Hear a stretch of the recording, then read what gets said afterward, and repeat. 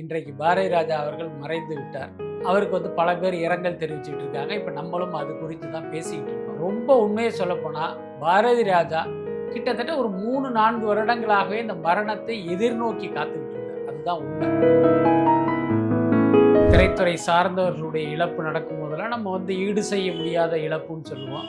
அது பெரும்பாலும் பார்த்தீங்கன்னா அது ஒரு சம்பிரதாயமான வார்த்தையாக கூட இருக்கும். ஆனால் பாரதி ராஜா அவர்களுடைய இழப்புங்கிறது நிச்சயமாக ஈடு செய்ய முடியாத இழப்பு தான். முக்கியமாக பாரதி ராஜா குறித்து நம்ம பேசும்போது நம்ம எல்லாருக்குமே சட்டுன்னு ஞாபகத்துக்கு வர விஷயம் என்ன அப்படின்னா, அரங்கங்களுக்குள் அடைபட்டு கிடந்த சினிமாவை கிராமத்துக்கு எடுத்துட்டு போனது பாரதி ராஜா தான். ஒரு முழு படமே அவுடோர்ல எடுக்கப்பட்டது அப்படிங்கிறது பாரதி ராஜாவுடைய வருகைக்கு பிறகுதான். பாக்யராஜ் இவருடைய உதவியாளர், ஒரு ரைட்டர். ஆனா இவருக்குள்ள ஒரு ஹீரோ இருக்கான், ஒரு நடிகன் இருக்கான் அப்படிங்கிறத இனம் கண்டு அவரை ஹீரோவா மாத்தினது பாரதி ராஜா தான். இந்த மாதிரி நிறைய உதாரணங்கள் சொல்லிக்கிட்டே போலாம். அதுக்கு இன்னொரு உதாரணம் மணிவண்ணன். நிறைய முன்னணி நடிகைகளை உருவாக்கி இருக்காரு அப்படின்றதையும் நம்மளால பார்க்க முடியுது. அவரு கடந்து வந்ததுலேயே ஒரு முக்கியமான ஒரு விஷயம் அப்படின்னா நீங்க என்ன சொல்லுவீங்க? முக்கியமான விஷயமாக நான் பார்ப்பது சிவாஜியை வைத்து அந்த முதல் மரியாதை படத்தை எடுத்தது. அதே மாதிரி அவருடைய படங்கள்ல அப்பவே இந்த ஜாதி எதிர்ப்பு, தீண்டாமை இதை பத்திலாம் அதிகமா பேசப்பட்டது அப்படின்ற ஒரு புரட்சி அவர் அப்பயே பண்ணியிருக்காருன்றதையும் சொல்றாங்க. உண்மைதான். அந்த வேதம் புதிது அப்படிங்கிறது தான் அதற்கான ஒரு உதாரண படமா இருக்கு. ஏன் நீங்க எந்த படமும் இயக்காம இருக்கீங்க? உங்ககிட்ட மக்கள் இன்னும் படங்களை எதிர்பார்க்கிறாங்களே. நான் ஏதோ ஒரு விஷயம் சொல்றேன். அப்போ பாரதி ராஜா சொன்னார், எனக்கு உண்மையிலேயே படம் இயக்குறதுக்கு விருப்பமே இல்லை. நான் சினிமாவில் என்ன செய்யணுமோ எல்லாத்தையுமே செஞ்சு முடிச்சிட்டேன். இனிமே சினிமா பண்ணணுங்கிற ஆர்வமே எனக்கு கிடையாது.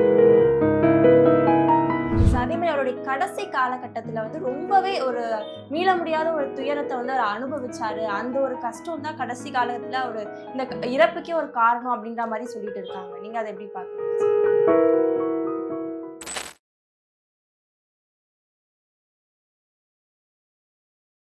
C7 வாய்ஸ் நேயர்களுக்கு வணக்கம். இன்றைய நேர்காணலில் நம்மோடு இணைந்திருக்கிறார் ஜேர்னலிஸ்ட் பிஸ்மி அவர்கள். வணக்கம் சார். வணக்கம் சார்.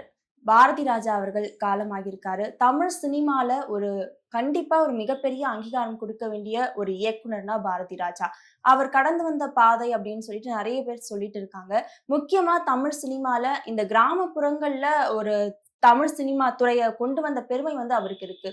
அவரை பத்தின உங்களுடைய நினைவுகள்னா என்ன சொல்லுங்க சார்? அதாவது பாரதி ராஜா அவர்களுடைய மரணம்ங்கிறது ஒரு மிகப்பெரிய இழப்பு. வழக்கமாக இதே மாதிரியான ஒரு திரைத்துறை சார்ந்தவர்களுடைய இழப்பு நடக்கும் போதெல்லாம் நம்ம ஈடு செய்ய முடியாத இழப்புன்னு சொல்லுவோம். அது பெரும்பாலும் பார்த்திங்கன்னா அது ஒரு சம்பிரதாயமான வார்த்தையாக கூட இருக்கும். ஆனால் அவருடைய இடத்தை சில வருடம் கழித்து இன்னொரு நிரப்புவதுங்கிறது தொடர்ந்து நடக்கிறது தான். ஆனால் பாரதி ராஜா அவர்களுடைய இழப்புங்கிறது நிச்சயமாக ஈடு செய்ய முடியாத இழப்பு தான்.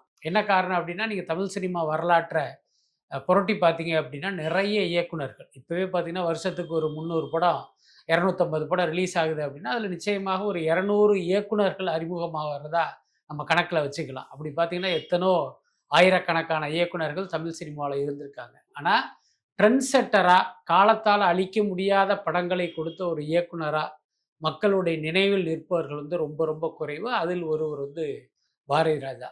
முக்கியமாக பாரதி ராஜா குறித்து நம்ம பேசும்போது நம்ம எல்லாருக்குமே சட்டுன்னு ஞாபகத்துக்கு வர விஷயம் என்ன அப்படின்னா, அரங்கங்களுக்குள் அடைபட்டு கிடந்த சினிமாவை கிராமத்துக்கு எடுத்துட்டு போனது பாரதி ராஜா தான். அதுக்கு முன்னையும் பார்த்தீங்கன்னா இப்போ அவுடோர் அப்படிங்கிறது ஒரு சின்ன சின்ன காட்சிகள் தான் இருக்கும். ஒரு முழு படமே அவுடோரில் எடுக்கப்பட்டது அப்படிங்கிறது பாரதி ராஜாவுடைய வருகைக்கு பிறகு தான். அதுக்கப்புறம் அதுக்கு முன்னால் இருந்த இயக்குனர்களுக்கு நம்ம அவுடோரில் போய் படம் எடுக்கணும்னு ஆசை இருந்தாலும் அது நடைமுறையில் சாத்தியமா, அப்படியே எடுத்தாலும் மக்கள் ரசிப்பாங்களா அப்படிங்கிற கேள்வி, சந்தேகம், பயம் அவங்களுக்கெல்லாம் இருந்திருக்கும். ஆனால் பாரதி ராஜாவுடைய வெற்றிக்கு பிறகுதான் சினிமாங்கிறது அரங்கத்துக்குள்ளே எடுக்கிறது இல்லை, வெளியில் போய் எடுக்கிறது அப்படிங்கிற புரிதலே கூட மற்றவர்களுக்கு ஏற்பட்டது.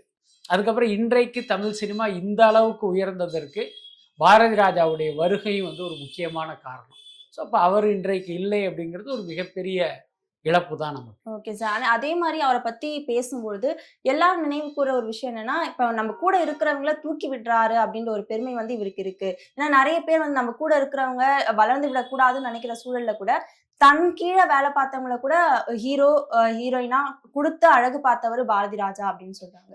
நீங்க எப்படி பாக்குறீங்க சார்? அதான் பொதுவாகவே சினிமாவில் வந்து ஒரு பழக்கம் இருக்குது. அதாவது ஒருவர் ஆரம்பத்தில் என்னவாக உள்ள என்ட்ரி ஆகிறாரோ அதுதான் அவர் தலையெழுத்து. கடைசி வரைக்கும் அவர் அப்படி தான் இருப்பார்.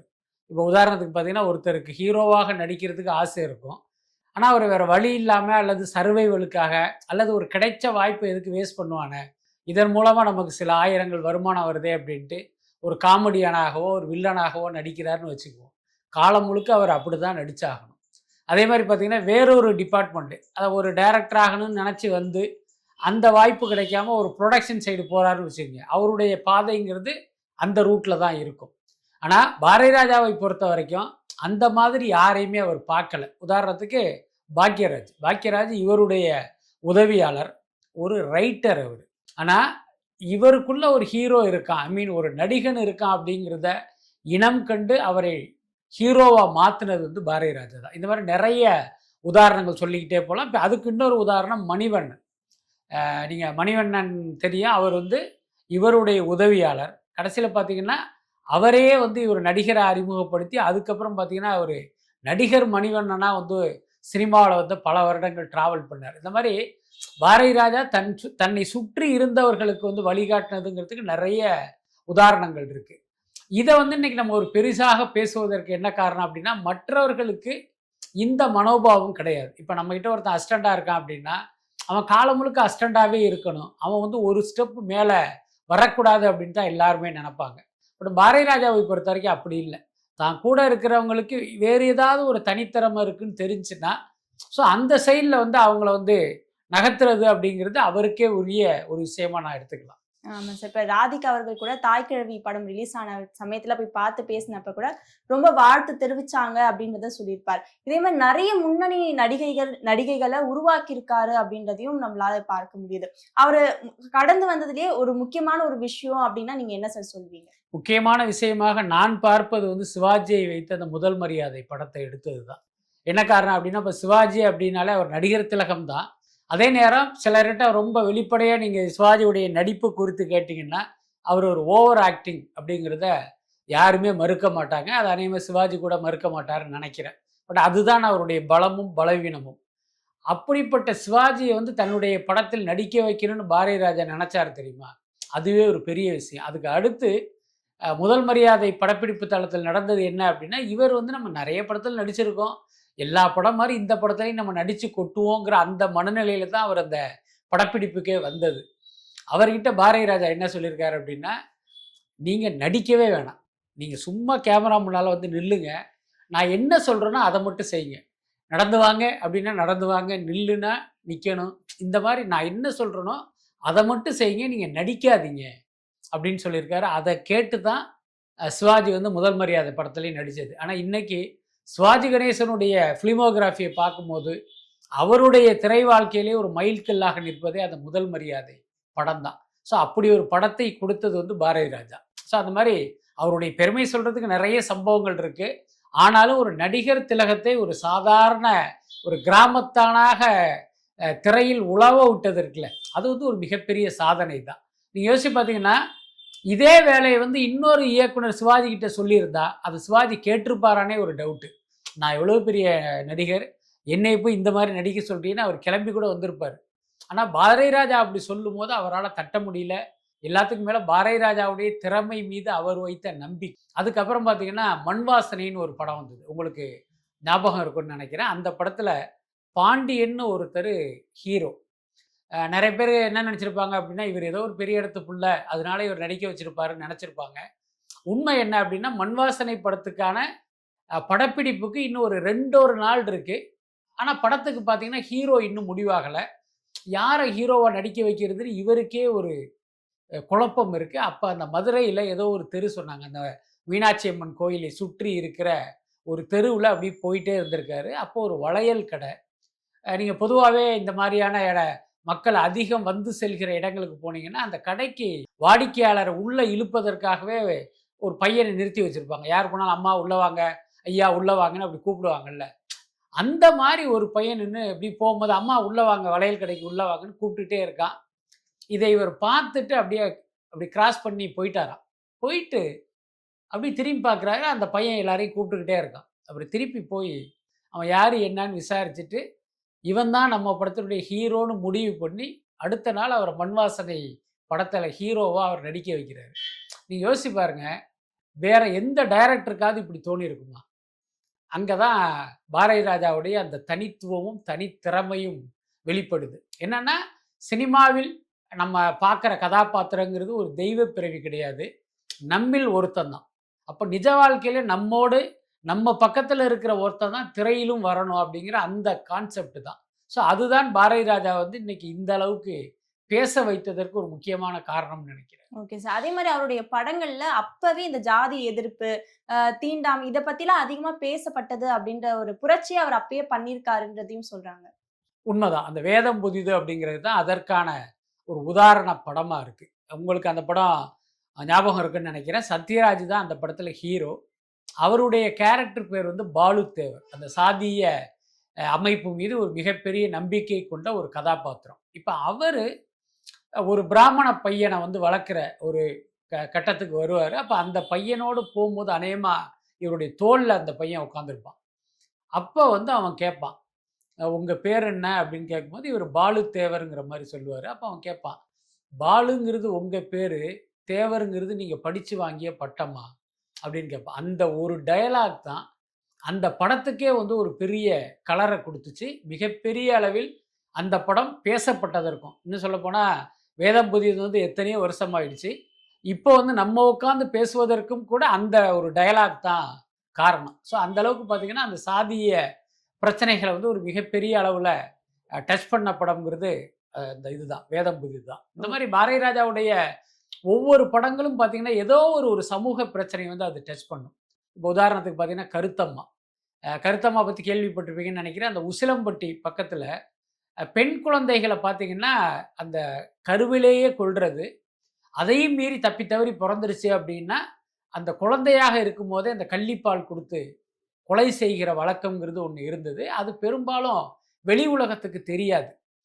பத்திரிகைகளை மட்டும் அப்படியே அரசல் புரசலாக அப்பப்போ செய்திகளாக வந்த சூழ்நிலையில் இவரை கருத்தம்மான்ங்கிற படத்தில் அந்த விஷயத்தை கையில் எடுக்கிறாரு. அதுக்கப்புறம் தான் அது ஒரு தேசிய அளவில் கவனம் பெற்று அது ஒரு பெரிய விவாத பொருளாகவே மாறினது. ஸோ இந்த மாதிரி நிறைய சமூக பிரச்சனைகளை வந்து கையில் எடுத்திருக்கார் பாரதி ராஜா.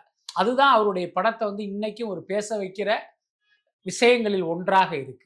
Okay sir. அதே மாதிரி அவருடைய கடைசி காலகட்டத்துல வந்து ரொம்பவே ஒரு மீள முடியாத ஒரு துயரத்தை வந்து அவர் அனுபவிச்சாரு. அந்த ஒரு கஷ்டம் தான் கடைசி காலத்துல அவரு இந்த இறப்புக்கே ஒரு காரணம் அப்படின்ற மாதிரி சொல்லிட்டு இருக்காங்க. நீங்க அதை எப்படி பாக்குறீங்க சார்? அதாவது ரொம்ப உண்மையை சொல்ல போனா, இன்றைக்கு பாரதி ராஜா அவர்கள் மறைந்து விட்டார். அவருக்கு வந்து பல பேர் இரங்கல் தெரிவிச்சுட்டு இருக்காங்க. இப்ப நம்மளும் அது குறித்து தான் பேசிக்கிட்டு இருக்கோம். ரொம்ப உண்மையை சொல்லப்போனா பாரதி ராஜா கிட்டத்தட்ட ஒரு 3, 4 வருடங்களாகவே இந்த மரணத்தை எதிர்நோக்கி காத்துக்கிட்டு இருந்தார். அதுதான் உண்மை. நான் வந்து ஒரு 5 வருஷம் இருக்கும்னு நினைக்கிறேன், அல்லது ஒரு 4 வருஷம் இருக்கும். குமுதம் பத்திரிகையில் எழுதிக்கிட்டு இருக்கும்போது என்ன சொன்னாங்கன்னா, குமுதம்ல பாரதி ராஜாவுடைய வாழ்க்கை வரலாற்று தொடர் ஒன்று எழுதணும் அப்படின்னாரு. அப்போ நான் பாரதி ராஜாவை மீட் பண்ணி ரெகுலராகவே நான் அவரோட மீட் பண்ணிகிட்டே இருப்பேன். அந்த தொடர் எழுதப்படலை, அதுக்கு ஒரு காரணம் இருக்குது, அது பிறகு சொல்கிறேன். ஸோ அப்போ அந்த மாதிரி பாரதி ராஜாவை நான் தொடர்ந்து மீட் பண்ணும்போது அவர் பல விஷயங்களை என்கிட்ட ஷேர் பண்ணுவார்.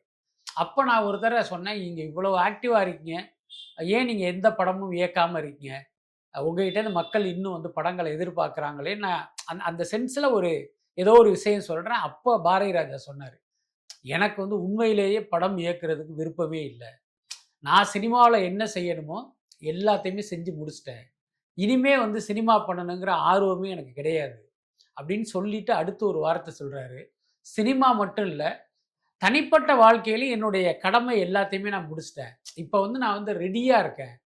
அதோட அர்த்தம் என்னன்னா, அந்த இறப்பை எதிர்நோக்கி நான் காத்துக்கிட்டு இருக்கேன், கிட்டத்தட்ட அதுதான் எனக்கு ரொம்ப பிடித்தமாக இருக்குது அப்படின்னு சொன்னார். எனக்கு வந்து ஒரு பெரிய அதிர்ச்சியாக இருந்துச்சு. நான் கூட சொன்னேன், சார் என்ன இப்படியெல்லாம் சொல்கிறீங்க, நீங்கள் இன்னும் எத்தனை படங்கள் கொடுக்கணும் அப்படின்னு நான் கேட்குறேன். அப்போ அவர் சொல்கிறாரு, கொடுத்து என்ன போகுது அப்படின்னு கேட்டார் அவர். ஒரு விரக்தி, ஒரு மாதிரி விரக்தி, அதை கோபம்னு எடுத்துக்க முடியாது, எல்லாத்தையும் பண்ணி முடிச்சுட்டு இனிமேல் கொடுக்கறதுக்கு என்ன இருக்குது அப்படிங்கிற அந்த டோனில் வந்து அவர் கேட்டார். அது எனக்கே ஒரு மாதிரி சுருக்குனுது. என்னடா அது, இவர்கிட்டேருந்து நம்ம இன்னும் நிறைய படங்கள் வரும்னு எதிர்பார்க்குறோம், ஆனால் இவர் பார்த்தீங்கன்னா இந்த ஸ்டேஜுக்கு போய் இருக்காரே, நான் ரொம்ப வருத்தப்பட்டேன். அதுக்கு அடுத்து கூட சொன்னார், அதனால தான் நான் சென்னையிலே இருக்கிறது இல்லை தெரியுமா, நான் ஊரில் வந்து தோட்டத்தில் போய் இருக்கேன், எனக்கு அங்கே இருக்கிறது தான் பிடிக்குது, நான் அங்கே இருக்கும்போதே என்னுடைய உயிர் போகணுங்கிற மாதிரி அந்த அந்த டோனில் வந்து நிறைய விஷயங்கள் பேசினார். அது எனக்கு கூட உண்மையிலே கொஞ்சம் ரொம்ப வருத்தத்தை கொடுத்தது. அப்புறம் என் நண்பர்கள்ட்ட கூட நான் ஷேர் பண்ணேன். பாரதி ராஜா வந்து இந்த மாதிரிலாம் ஒரு மைண்ட் செட்டில் இருக்கார் அப்படின்னு. ஸோ என்னை பொறுத்த வரைக்கும் பார்த்தீங்கன்னா, அவருடைய இறப்பு என்பது அவரை பொறுத்த வரைக்கும் அது வந்து அவர் எதிர்பார்த்த ஒன்று தான். அது இன்னைக்கு நடந்துருச்சு. Okay sir. அதே மாரி இப்ப இருக்கக்கூடிய இயக்குனர்கள், புதுசா வர நினைக்கிற இயக்குனர்கள், பாரதி ராஜா கிட்ட இருந்து ஒரு விஷயத்த கத்துக்கணும் அப்டின்னா நீங்க என்ன சொல்வீங்க சார்? அதாவது பார்த்தீங்கன்னா, நெறைய பேர் என்ன நினைக்கிறாங்க அப்படின்னா, அந்த ஷூட்டிங் ஸ்பாட்ல போய் கேமராவில் நம்ம எடுக்கிறோம் தெரியுமா? அதுதான் சினிமான்னு நினைச்சுக்கிட்டு இருக்காங்க. ஆனா உண்மையில் ஒரு திரைப்படம் உருவாகும் இடம்ங்கிறது எடிட்டிங் டேபிள் தான். இன்னைக்கு எடிட்டிங் டேபிள் கிடையாது. அது வந்து ஒரு சிஸ்டமாக மாறிடுச்சு. அத வந்து ரொம்ப சரியா புரிஞ்சுக்கிட்டது பாரதி ராஜா தான். நீங்க அவருடைய படங்கள்லாம் போய் பார்த்தீங்கன்னா, ரொம்ப நுணுக்கமா பார்த்தீங்க அப்படின்னா, இந்த படத்த இவரு எடிட்டிங் டேபிள்ல உட்கார்ந்து ஒரு சிற்பம் மாரி செதுக்கியிருக்காருங்கிறத நீங்க புரிஞ்சுக்க முடியும். அல்லது ஒரு சினிமா தெரிந்த இயக்குனரால் வந்து புரிஞ்சுக்க முடியும். இப்ப சினிமாவிலேயே சில நடைமுறை என்ன அப்படின்னா, ஷூட் பண்ணுவாங்க. அந்த அவசரத்தில என்ன பண்ணுவாங்கன்னா, சில காட்சிகளை அல்லது சில வசனங்களை, சில ஷாட்களை வந்து எடுக்க மறந்துருவாங்க. பொதுவா ஷூட்டிங் ஸ்பாட் போனீங்கன்னா தெரியும். அந்த சீன் பேப்பர்ன்னு இருக்கும். அத என்ன பண்ணுவாங்க, அதில சீன் பிரிப்பாங்க. ஒரு காட்சி அப்படின்னா, இந்த காட்சி பார்த்தீங்கன்னா லாங் ஷாட்டு, இந்த காட்சி மிட் ஷாட்டு, இது க்ளோஸு, இதுக்கு ட்ராலி போடணும், இதுக்கு கிரேன் ஷாட்டுன்னு அப்படி பிரிச்சு வச்சு ஒர்க் பண்ணும்போது என்ன பண்ணுவாங்கன்னா, இந்த பரபரப்புல ஏதோ ஒண்ணு எடுக்க மறந்துருவாங்க. அப்போ என்ன ஆகும் அப்படின்னா, அது கடைசியில தெரியும்போது பார்த்தீங்கன்னா, அப்படியே இத உயிரே போன மாரி துடிக்க ஆரம்பிச்சுருவாங்க. ஐய்யய்யோ! அந்த ஷாட் இல்லையே, இந்த டயலாக் இல்லையே, எப்படி இந்த படத்த நம்ம கம்ப்ளீட் பண்றது? இன்னொருத்தர் ரீஷூட் அல்லது ஒரு பேட்ச் ஒர்க்னா புரொடியூசர் என்ன சொல்லுவாரோலாம் பயப்படுவாங்க. ஆனா, பாரதி ராஜாவை பொறுத்தவரைக்கும் அந்த மாதிரி எந்த நெருக்கடிக்கும் ஆளானதே இல்ல. என்ன காரணம் அப்படின்னா, அந்த இருக்கிற ஷாட்ட வச்சு எடிட்டிங் டேபிள்ல அவரு ஒரு கதை சொல்லிருவாரு. இந்த இடத்துல இந்த ஷாட் குறையுதா? ஓகே. ஆனா, நான் அந்த ஷாட் இருந்திருந்தா என்ன கன்வே ஆகுமோ, அந்த அளவுக்கு அல்லது அதைவிட சூப்பரா வந்து இன்னொரு ஷாட்ட போட்டு அத கன்வே பண்ண முடியும் அப்படின்னு சினிமாவை தெரிந்தவர் வந்து பாரதி ராஜா. இதெல்லாமே வந்து இவங்க வந்து மக்கள் கிட்ட கத்துக்கணும். ஐ மீன் பாரதி ராஜா கிட்ட இப்ப இயக்குனரா உள்ள இயக்குனர்கள் கத்துக்கணும். அதுக்கடுத்து இன்றைக்குள்ள இயக்குனர்கள்ட்ட உள்ள பெரிய குறை என்ன அப்படின்னா, கதை, திரைக்கதை, வசனம், இயக்கம் எல்லாமே நம்ம பேர்ல தான் இருக்கணும். அதோட அர்த்தம் என்ன அப்படின்னா, தான் பெரிய படைப்பாளின்னு காட்டிக்கிறது இல்ல. யாருடைய கதையோ அவருக்கு தான் பிற லாங்குவேஜ்ல இந்த படம் ரீமேக் ஆகும்போது அவங்களுக்கு ராயல்ட்டியா நிறைய பணம் கிடைக்கும். ஸோ அதனாலேயே என்ன பண்ணுவாங்க, ஒரு 10 பேரை உட்கார வச்சு ஒரு கதையை பேசுவாங்க. அதாவது இவர்கிட்ட கதையே இருக்காது. அஸ்டாஞ்சா வச்சு அவரை இவரை வச்சு பேசி கதை ரெடி ஆனதுக்கப்புறம் தான் பேரில் போட்டுக்குவாங்க. ஆனால் நீங்கள் பாரதி ராஜாவை பாருங்க, அவருடைய கதையை அவர் இயக்கியதே இல்லை. முழுக்க முழுக்க பார்த்தீங்கன்னா வேறு கதாசிரியர்களுடைய கதையை தான் அவர் இயக்குவார். அதோட அர்த்தம் என்னன்னா, ஒரு நல்ல கதை எங்க இருக்கோ அதை வாங்கி நீங்க டைரக்ட் பண்ணுங்க. அதுல உங்களுடைய கவனத்தை செலுத்தினீங்க அப்படின்னா, நீங்களும் நிச்சயமாக ஒரு பெரிய உயரத்தை தொட முடியும் என்பதற்கு ஒரு மிகப்பெரிய உதாரணமா பாரதி ராஜா இருந்திருக்கார். சார் தொடர்ந்து பல்வேறு தகவல்களை பகிர்ந்து கொண்டதுக்கு நன்றி சார். நன்றி.